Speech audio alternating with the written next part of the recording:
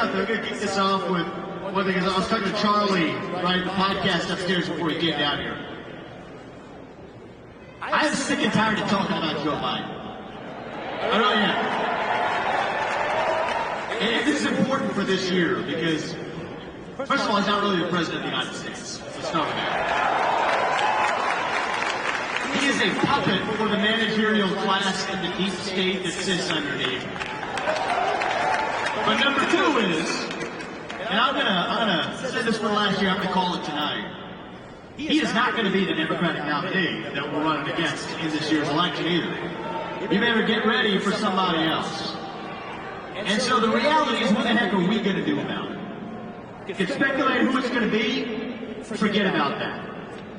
What we need to answer right now, and this is my charge to you, this is why I'm here today, is I am worried we are about to have another red wave that never comes in the year 2024. Complacency is not an option this year. That is why my message to you today is we got to ask ourselves who we are as Americans. Who are we as conservatives? Who are we as citizens of this nation? What does it mean to be a citizen of the United States of America in the year 2024? It means we believe in the ideals of 1776. That is what it means to be an American. 2024 is 1776 in the United States of America. And you guys are like the revolutionaries who fought that revolution. A lot of young people, that's why I love coming to these turning point events. It's going to be your generation that actually saves this country like it did the first time around. We are done obsessing with what the left puts on offer. They're good at this. They'll give you some vision. They'll give you something to work with. Race, gender, sexuality, climate. And we're sitting here criticizing them without offering an alternative vision of our own. What do we actually stand for? The individual, the family, the nation, and God. Beat race, gender, sexuality, and climate. If we have the courage to actually stand for something. What does it mean to be an American? It means we believe you get ahead in this country, not on the color of your skin, but on the content of your character and your contributions. That's why we're raising DEI and affirmative action across this nation. We are done. It means we believe in the rule of law. And I say this as a kid of two legal immigrants to this country. That means your first act of entering this country cannot break the law. And that is why we will use our own military to secure our own southern border and our northern border. That's what it means to stand for the rule of law in the United States of America.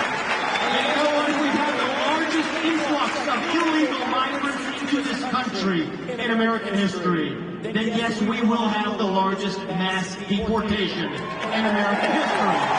And we're not going to talk about that. That is not racist. That is not xenophobic. It is what it means to stand for the rule of law in this country. And federal funding for sanctuary cities. Stop forking over our money to Central America until they have sealed their own borders. And you know what? You're not supposed to say this one, but I will. End birthright citizenship for the kids of illegals.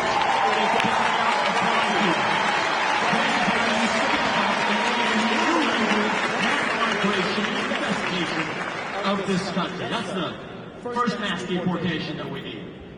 But don't forget about the second one. This is what starts on day one of the second Trump term, I believe, is the mass deportation of 3 million federal bureaucrats out of Washington, D.C.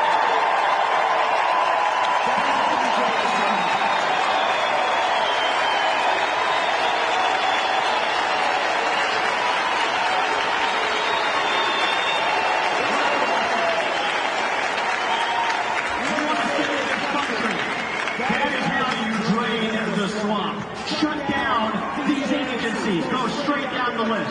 U.S. Department of Education, shut it down.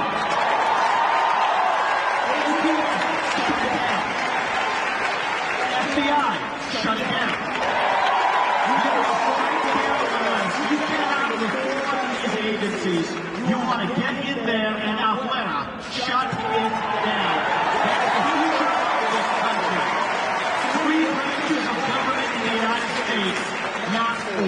the managerial class. It's a war in this country.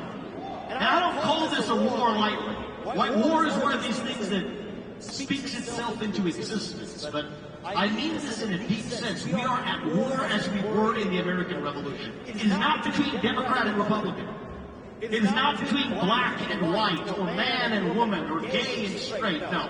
This is a war between the managerial class in the deep state and the everyday citizen in this country.